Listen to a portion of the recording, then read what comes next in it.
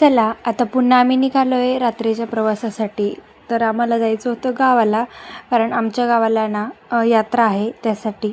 मग आम्ही निघालो, लोकेशनवर पोचलो तर गाडी काय अजून आलेली नव्हती. आमच्याकडे बराच वेळ होता. मग तेव्हा आम्ही पाणीपुरी वगैरे खाल्ली आणि वेट करत तिथंच बसलो, तरी पण गाडी काय अजून आलेली नव्हती.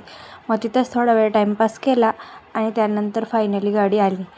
तर हे लोकेशन कुठलं आहे तुम्हाला माहिती आहे का? माहिती असेल तर नक्की कमेंट करा. त्यानंतर गाडी वगैरे आली आणि बसलो गाडीमध्ये. मुलांचं असं काही चालू होतं, बाहेरचा व्ह्यू बघत होते ते.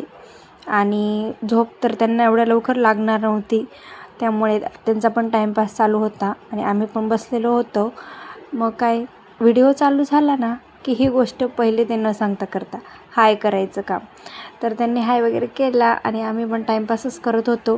आहोंचं चालू होतं मोबाईल बघायचं काम. म्हटलं काय हो सारखे मोबाईल बघतात. मग काय थोडेसे आले व्हिडिओमध्ये आणि अशी दिसते आपली मुंबई रात्रीची. त्यानंतर मुलांना लागली होती भूक. मी येतानाच घरूनच मंचुरियन आणले होते, ते पण खाल्ले. त्यानंतर आमची गाडी थांबली थोड्या वेळाने हॉटेलला कसाऱ्याच्या इथं. मग आम्ही जेवण वगैरे केलं आणि पुन्हा प्रवासाला सुरुवात झाली. त्यानंतर मुलं पण इथं झोपी गेले होते, आम्ही पण झोपलो. त्यानंतर डायरेक्ट सकाळी मी व्लॉग कंटिन्यू केला आहे.